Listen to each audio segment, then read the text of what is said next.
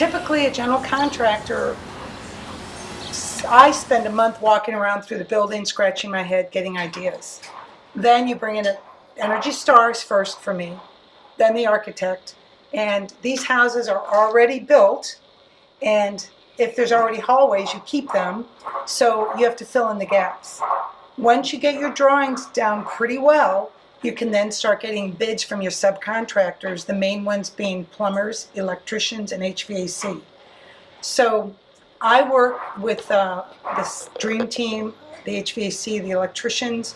So I get a hold of their people and we go through the drawings, we walk through it, we get everything down pretty well before any of the installers show up. So once they show up, they've already reviewed the drawings, they already know what's going where, and there's still going to be things you run into you don't expect. So, for example, when the electricians show up, oftentimes I always work with Bob and Chad. It's a father-son team. We work together well. We'll walk through it and mark everything. So this is a three-way switch.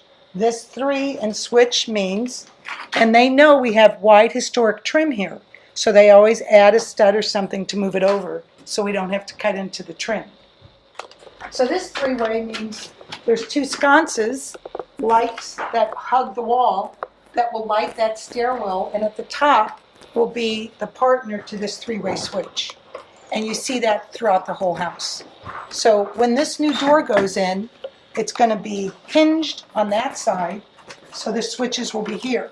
So we have 3 switches. One is for the outside light, one is for this hallway light, and one is a 3-way for a light fixture in the middle of that room.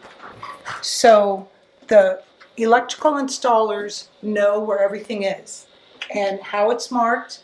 We have to keep in mind the wide historic trim. I think it's 4 or 5, 4.5 or 5.5. So at every entrance, they know on this job that's how it works. So going into here, I typically like a single light and a fan. So we have 2 switches, one for a light and one for a fan.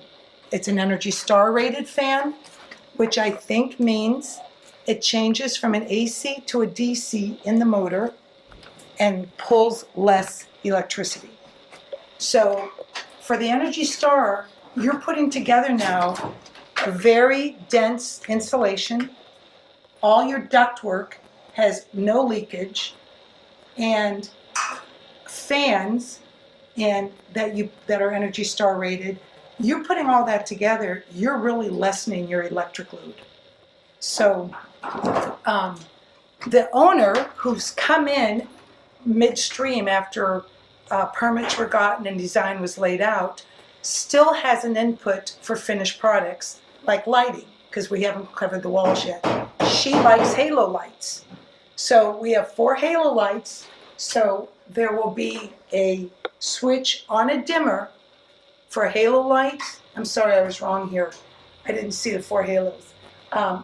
There's 1 switch for a fan, and there's a dimmer for the 4 halos. So here's our ductwork. So this will be her front living room. And this is an original door that we're going to oil down and put some glass and keep it and use it. And so here's all of the markings that were clearly communicated with the original bid with the owner, and then with me and the team that shows up to do the installation. So communication is key. She also added the track lighting. She's an artist and a musician. She wants that over her piano and her art. Single light here on a dimmer for track lights. In the kitchen, we have under cabinet lights. We have a few halos. In the bathroom, she wanted a separate light for over her shower. So the plumbing's already done, the HVAC is done, and the electricians always come in last so they can put holes wherever they want, and they're not going to be in the way of a pipe or a ductwork. So that progression works very well. So we're now in the basement, and we are getting ready for our foam, closed cell foam insulation to come Monday. We are peaking in St. Louis. It's going to be 100 all week. Nobody can put in an 8-hour day when it's 100 degrees out. I don't care what anyone says. I've got experience. So anyways, we've pushed the installation day back to next Monday, so we can get everything tight in the house, no cracks, nothing for the foam to ooze out of. Our AC guys, Kenny, is going to come tomorrow to get the AC in, and we will wrap that up in foam around it. And so I'm just kind of going over the basement with you all. This here was the old staircase to go outside. When I bought the building, this was all enclosed, and we're using it as an enclosure for 2 bathrooms. So there's no basement egress, which I like to have, but you got to sacrifice something if you want 2 more bathrooms in this house. So that beautiful limestone wall was already here. We do have posts on the outside of that for supporting the weight. And this is where a lot of our plumbing and electric goes in, and ductwork to supply the 2 bathrooms. After Monday, this will all be foamed in. They'll foam the ceilings, they'll foam the walls, they'll foam these walls, so this will all be part of the conditioned space. It will look very different. Doing these old houses, you've got to do a lot of shimming. These windows I bought with the brick mold, which is the outside decorative wood against the brick. That's brick mold, already on the windows. Back in the day, I would caulk, scrape, wood putty, saving the old brick molds. Now I buy them new. So it's a matter of how you work out your time with labor or installation. On historic buildings, which is all I do, there will definitely be extra shimming because they're 100-year-old buildings. So the windows are in, we're shimmed, we've got our arcs over them. The carpenters, the windows went in easily. The shimming and fitting is what's taking so long. A few jobs ago, it was springtime, and in Missouri, we have monsoon season and it rains a lot. And we're in the Mississippi River Valley, so we're moist. I had to bring in commercial dehumidifiers because you cannot spray foam unless the wall is dry, or a month later you'll pull it right off. So you have to be cautious of that. So since you were last here, Justin, we had a big cold air return on this hallway. My talented floor guy, Brian, came, and with wood from the house, he filled it in.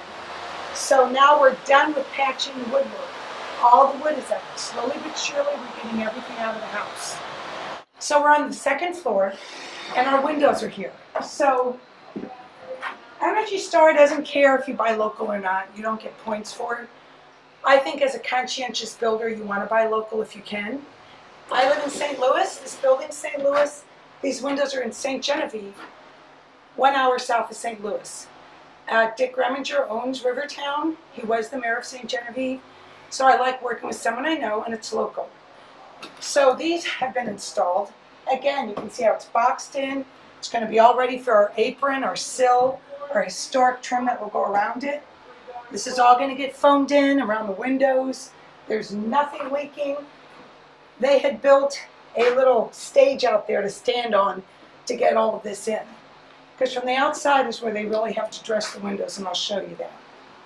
So this room's always been pretty much the same. The owner wanted, we're going with the brown color paint, which is what the balusters and the paneling is. So we have the windows matching that color. Except we're going with white in the bathrooms, kitchen, and master bedroom. So this room's almost emptied out and ready to go. We're going to use the original doors. The owner's parents are involved, retired, doing a lot of labor of love. They're restoring this door. So this is, we're out front. Now that we came outside, the machinery has stopped. It got too loud inside. It's actually cooler out here. So anyways, this is this beautiful 100-year-old house. It already had limestone sills on the 4 windows here. So we've already got all of the front done. We have the new windows in that match the original brick mold. The brick mold out front, historically, is more decorative. There's an OG here. It's a curved form. On the sides, it's just a bead like a saw curve, which is typical in all these homes. So you can see how we're caulked, we're sealed. Here, you know, we've cemented if necessary, but our front, we are now tight with our windows. Right. So we're in the gangway. What's a gangway? It's the space between 2 buildings in the city. This is a larger than average gangway because of that structure. that was there originally to enclose the stairwells that went up and down. That was the only entrance to the upstairs when this was built. These are 3 separate buildings that have all become one over the decades. So this is about my 10th building in this immediate area surrounding Benton Park. So originally I would only put wood sills in and paint them because it's cheaper. With experience, I really want to strive for beauty, but still be economical. So this was an original stone sill. That one up there was wood. So I've put stone sills to replace any rotted wood. And I just think it looks really beautiful, and most people might not even notice it. We had concrete poured since you were last here. Concrete's all about water flow. So the high point is the street, and we have a nice slope going to the backyard.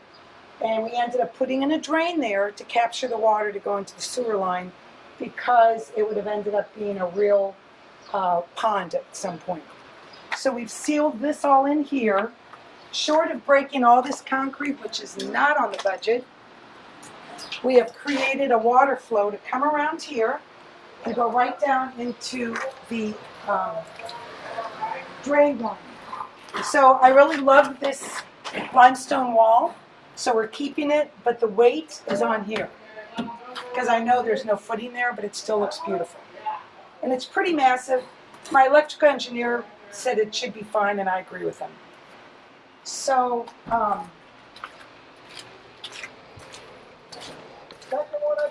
we've been bringing in black gold, which is dirt and compost. And that's what you start doing at the finish to start getting ready for seeding, even though it's too hot. But at least I'm filling in gaps that were in the backyard. We had a serious slope coming to the house, and now we don't. We've added the carport base, which had to go up 2 feet to slope down to the alley.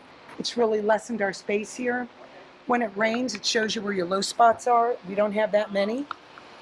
We're going to end up doing a flagstone sidewalk from here around the deck to the carport to this deck coming out 8 feet. And why 8 feet? Because historic standards allowed me to go out 8 feet.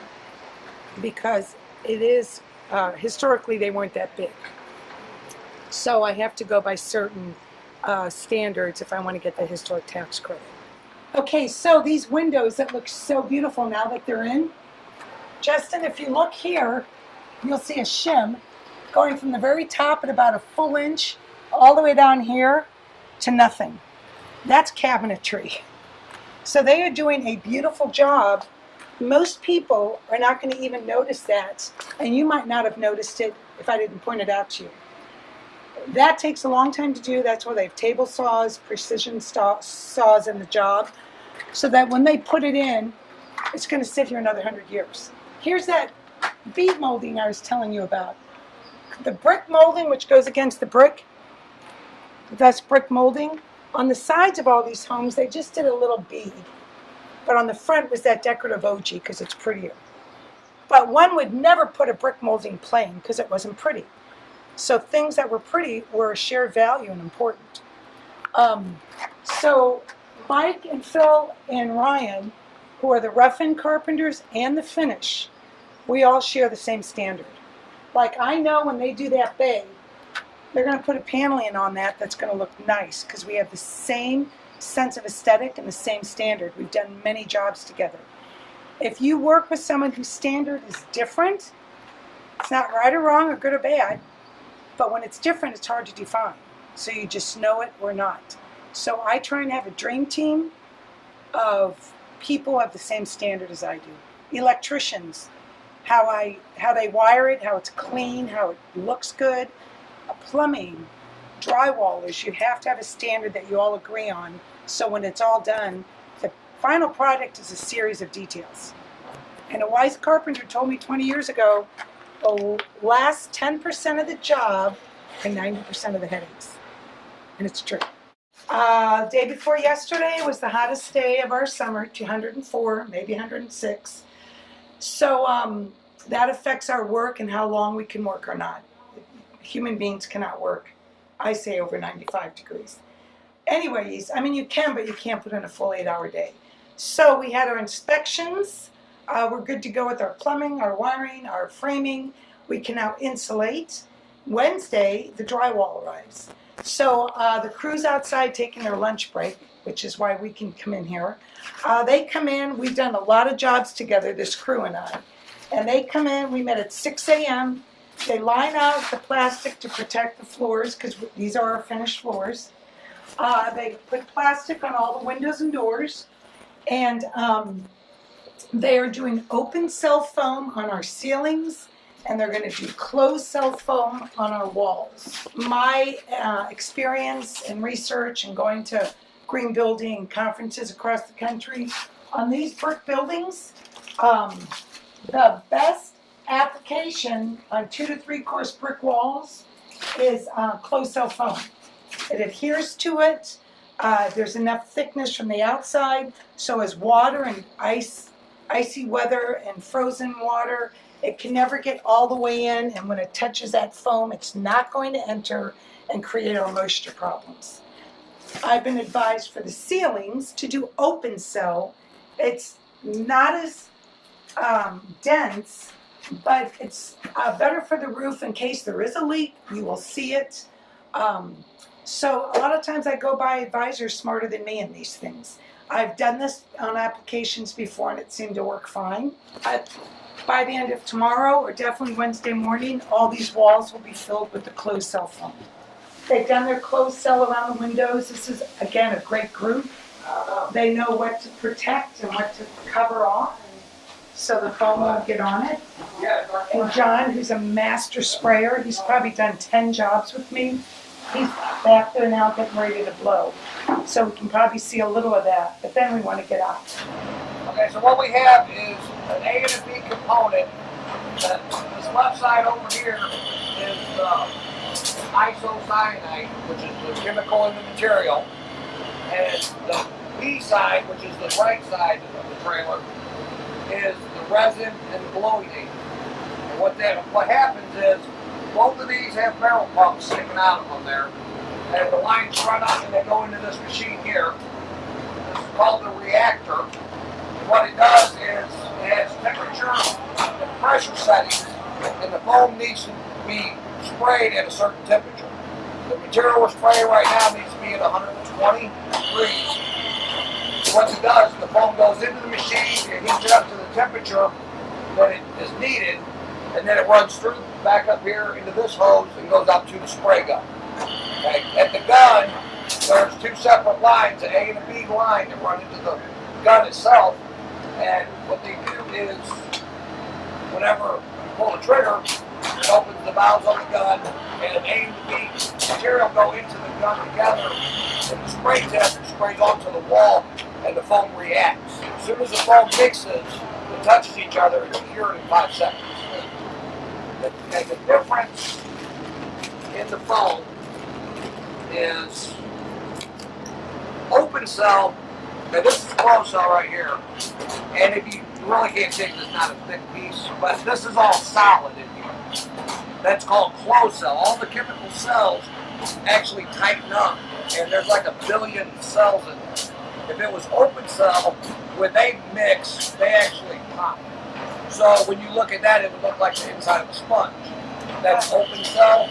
This is closed cell. The reaction is different. It's the exact opposite. So it's chemistry, isn't it? Yeah.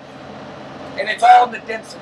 The density is the difference between closed cell and open cell. And then that's what changes the R value also.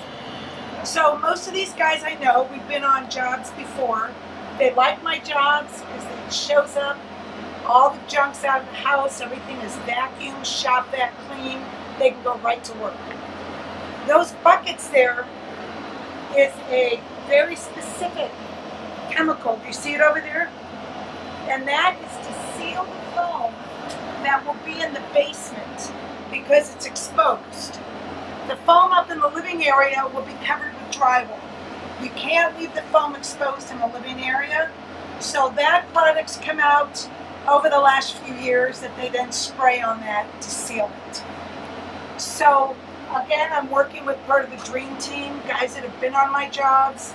It's always good to see each other. They do a fantastic job, and It's like my job is to find really skilled craftspeople to do their job here, and it seems to work. So last time you were here, they were starting to foam this. They have finished, took them 2 days. We have our nice closed cell foam on the walls from the basement up to the roof, and they went across the roof with the open cell foam. Closed cell, you can tell it's much harder. Some people say it also has structural elements, but I don't count on that. I like it for its impermeability, for keeping temperatures out that we want and in that we want. So when this drywall goes up and it's summer, we want to keep cold air inside and hot air outside. The buyer's mother wants this stripped. Well, on my bid and my budget, we're painting over this color. Is it more beautiful to strip it? Absolutely. And it's oak, which I didn't expect, but it costs thousands of more dollars. So it's not on this budget unless the buyer wants to. This brick's going to remain exposed because it was always an exterior of the building.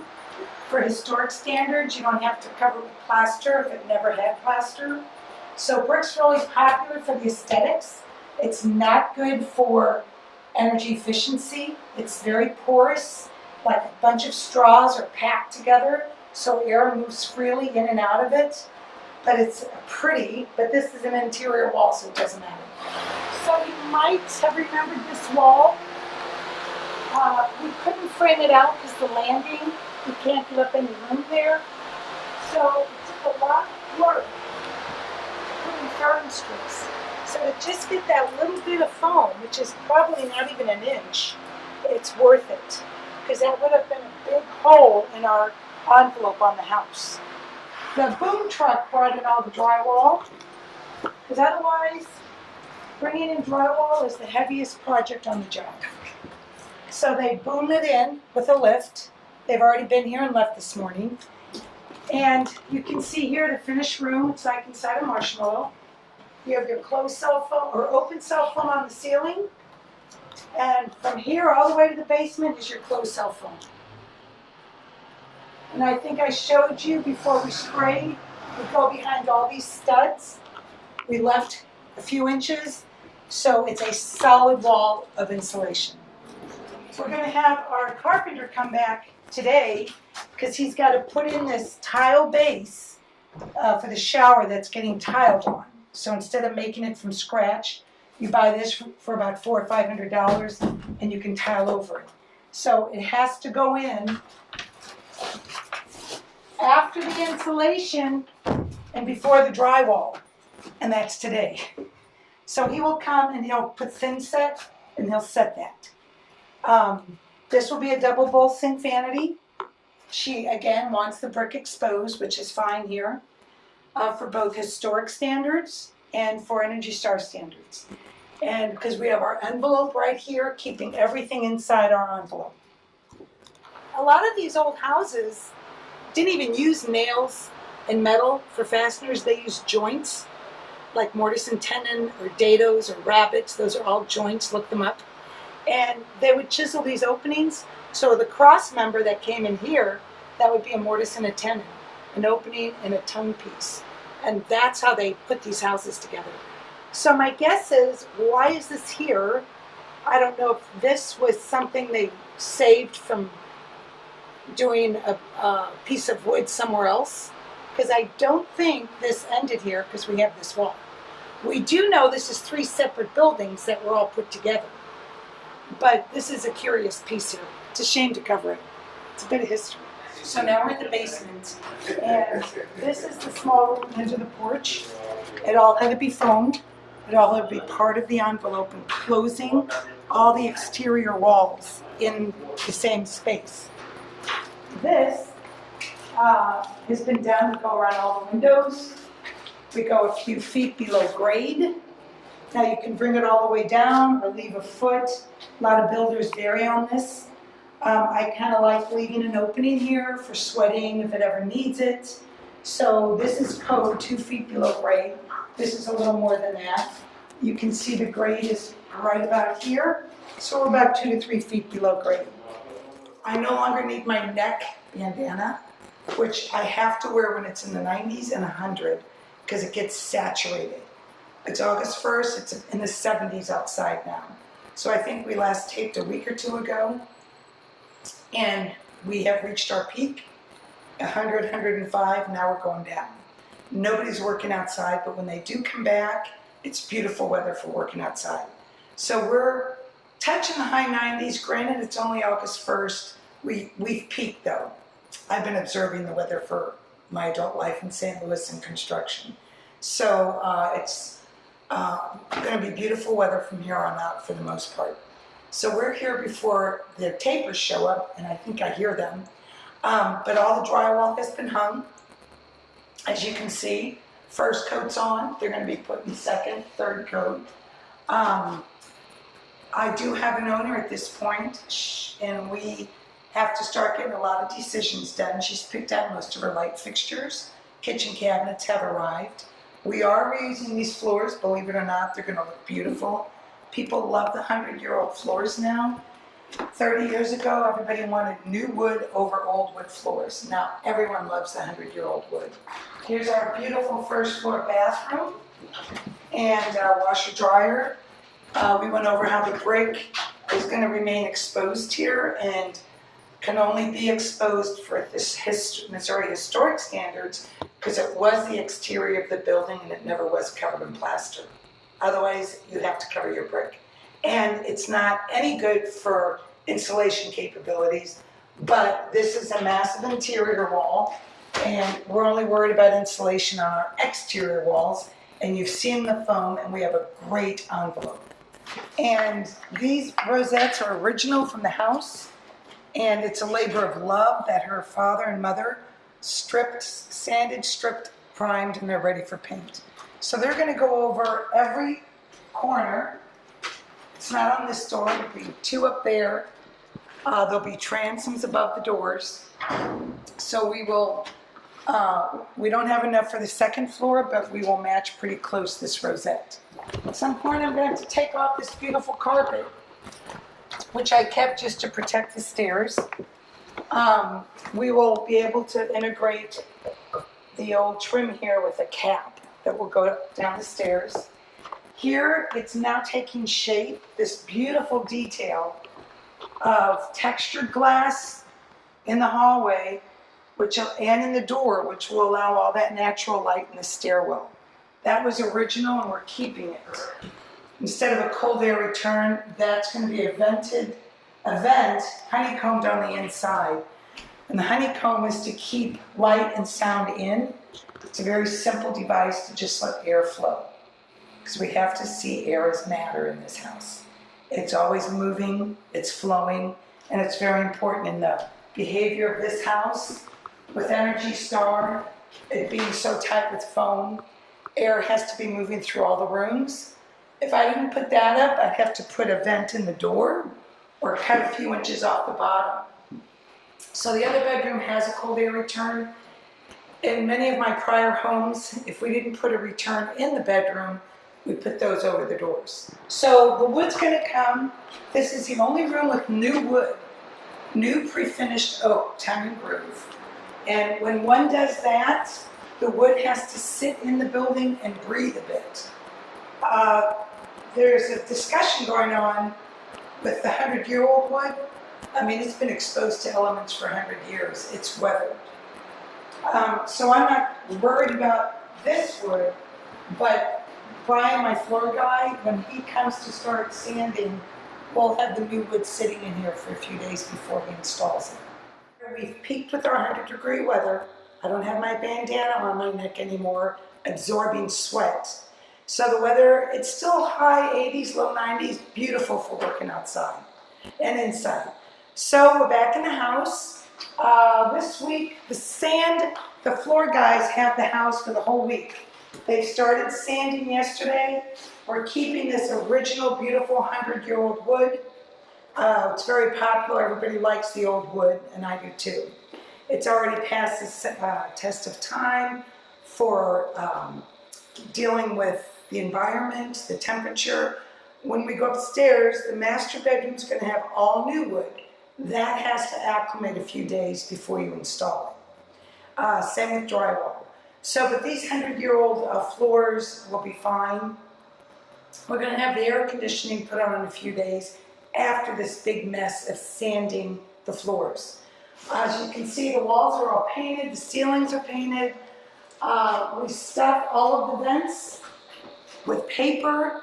We stuffed the floor vents here with large pieces of plastic here because it's going to get full of dust. And these are brand new vents, and they all know I'm very neurotic about keeping my brand new ductwork clean.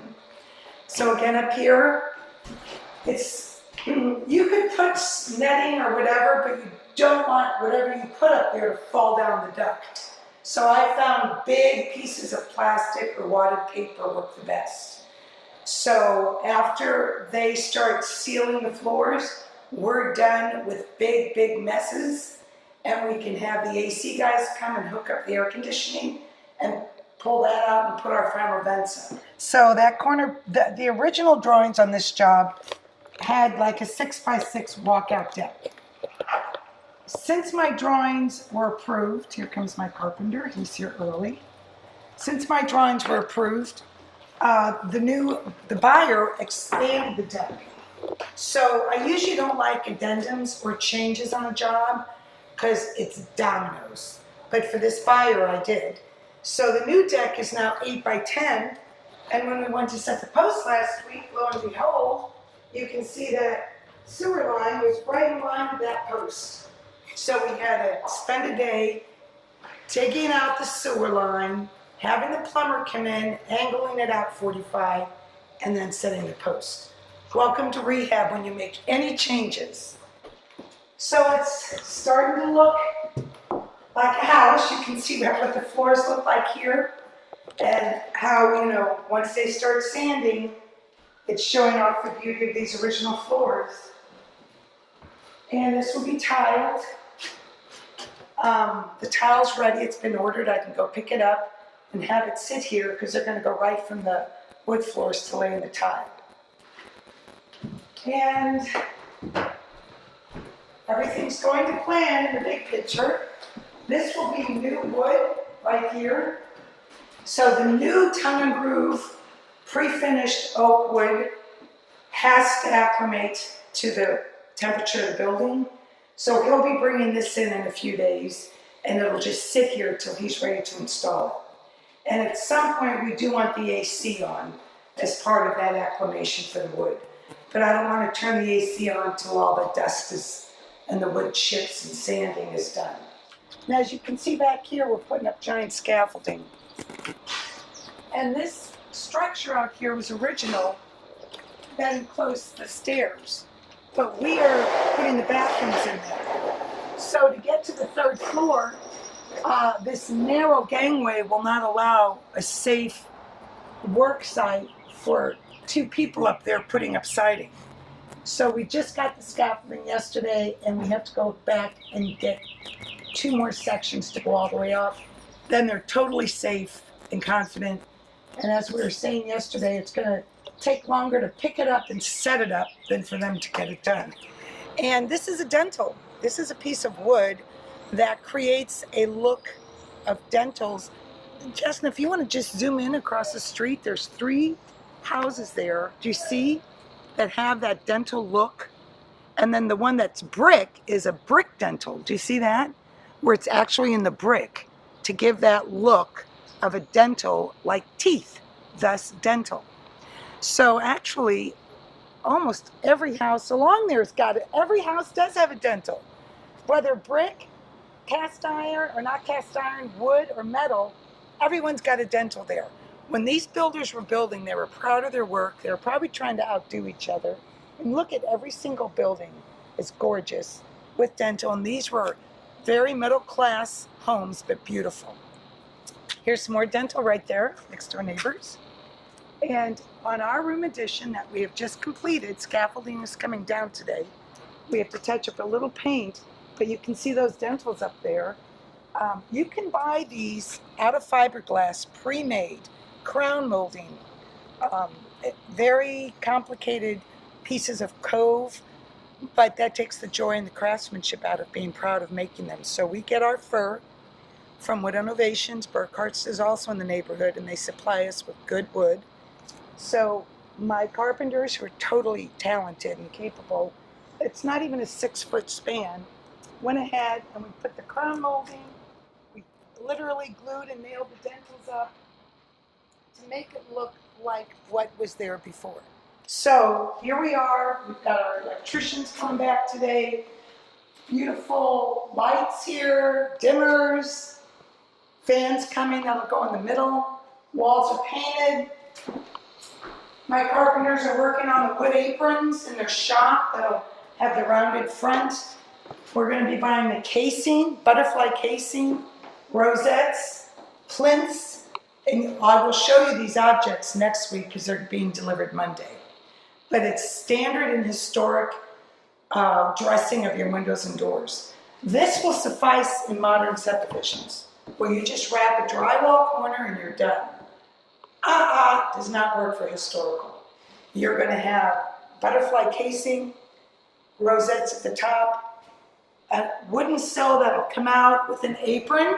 It's obviously why it's called an apron. You're protecting your front here, and they'll look absolutely beautiful.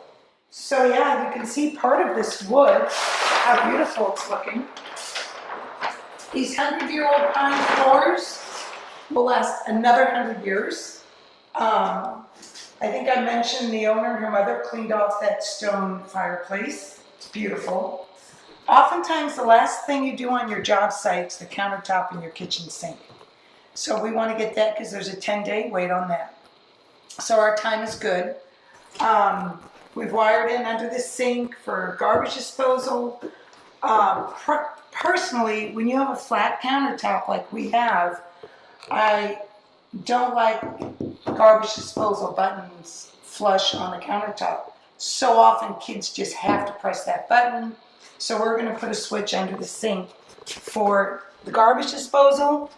And the garbage disposal will be on the right and the plumbing's on the left, which affects the depth of the sink and which side is, I think we're doing a 60-40 sink on the top.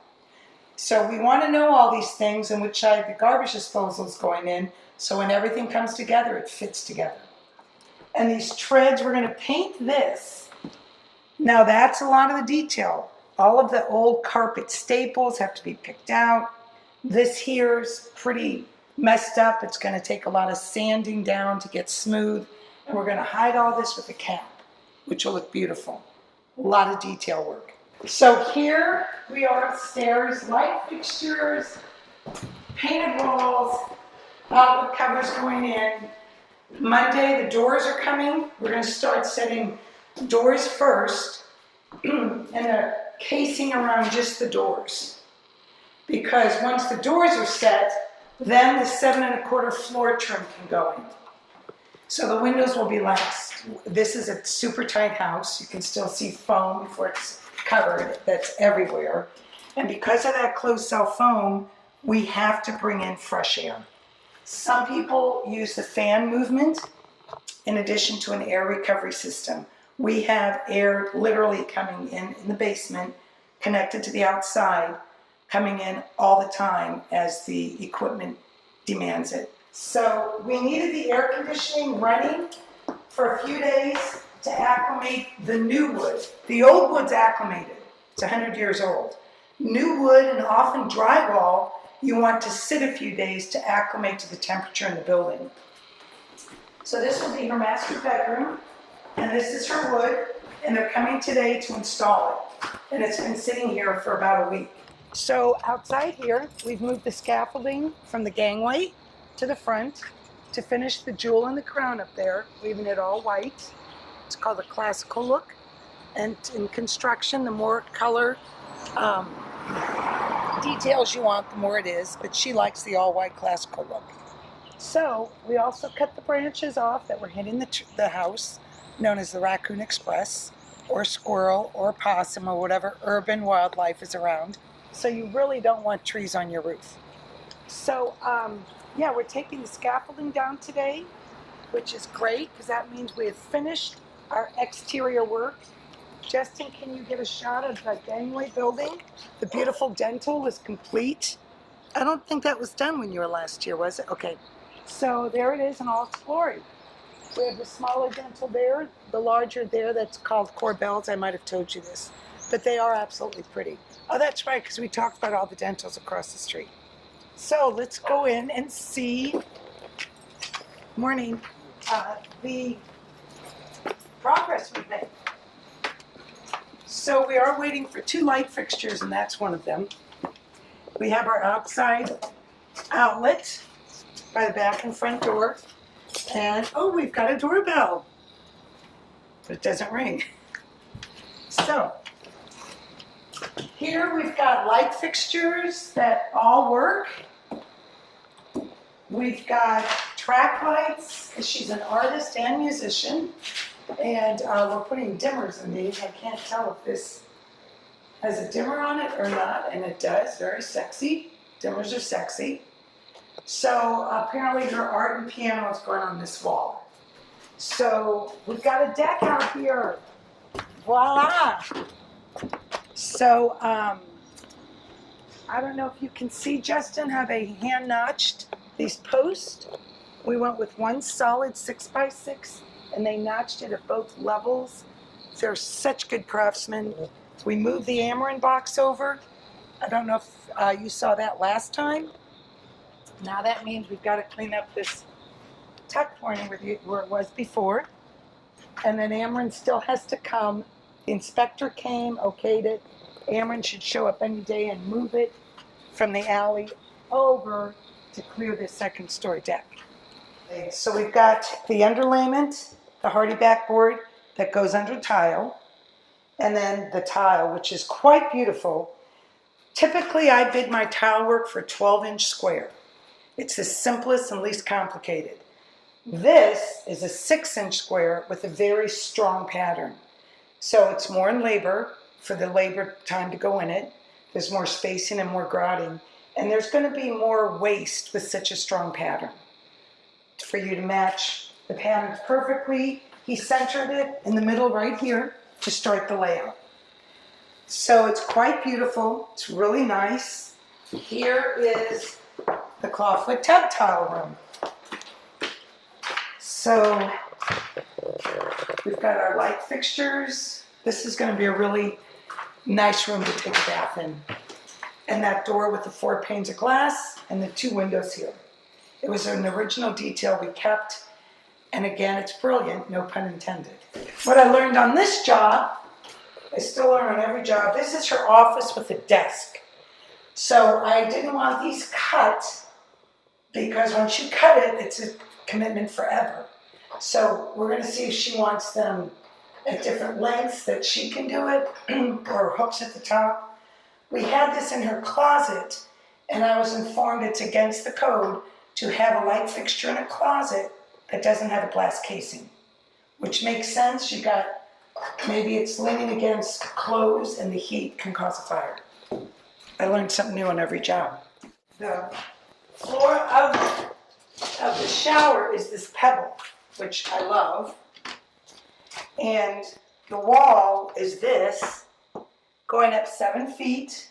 And it's also the same that will cover this and go spill down and do the whole floor. So now that we're wrapping things up, my attention is now going to all these different details, and one is the yard. The yard's usually the last thing to go. You throw some seed and straw and flagstone sidewalks. And get all this cleaned up. They're done with the addition. They're going to be wrapping up the deck. We're going to start the carport next week. And once the carport's up, we'll have complete privacy back here. But because we had to raise this pour 2 feet to get a slope to the alley, and I brought in black gold, which is nice black dirt, to start building this up, we've got a cavity here, which has become a brain drain, but we'll figure it out, to just fill with gravel. But we also have to retain this slope dirt here because I don't want it coming down in my neighbor's yard. So Johnny on the spots, leaving today. We're getting toilets put in. Big day on the job. This is our week of final inspections. we have to close the following week. And these new guardrails were put on the windows. All of these homes originally had these, and I found these at a reclaim shop that deals with a lot of historic artifacts nearby. So that looks beautiful on the windows. I'm sure there were some there originally. We're working on the bay window out here, doing a really nice job. We're trying to get the roofs ready for the roofer to put on the porch and this. So this is getting restored to its original splendor. And that'll get wrapped up. It's almost done. And you've seen the addition before, how beautiful that turned out. Our AC is there in the gangway. We're gonna have a full crew here today with the electricians, plumbers, carpenters, painters. Trent's here painting the outside deck. We're staining it first, and then we'll put the rails on. So come on inside. Check out our 3 toilets. They are not hooked up, so do not use them. They're just sitting there. All of our plumbing fixtures are here. So the plumber will arrive and start putting all the fixtures in. You can see a trench along here. It's, you can stay there, Justin, and I'll lift up. I had some hard-working laborers here this weekend digging a trench. And as you can see, it goes 18 inches deep from the house to the carport. And we'll go up the garage there where a post will be, and that will bring her electricity to the garage or the carport. So here we are. The tile just got grouted and sealed Friday. And the vanity is here and ready to go in. Like I said, all of the plumbing fixtures are here. And then her shower, which is actually quite beautiful. Pebble floor. She's got a cavity in the wall for her shampoo and soap. She wanted to look at that tile to go over the bump out and flow down onto the floor. And I think I showed you how it does match this. We'll be putting a mirror there that will cover a lot of it, but you'll still have a feel for that brick there. Here's the jewel of the crown right there, which allows daylight in the stairwell. So that was an original detail that we kept intact. And all of the trim is now up on the 2nd floor. All of our lights are up.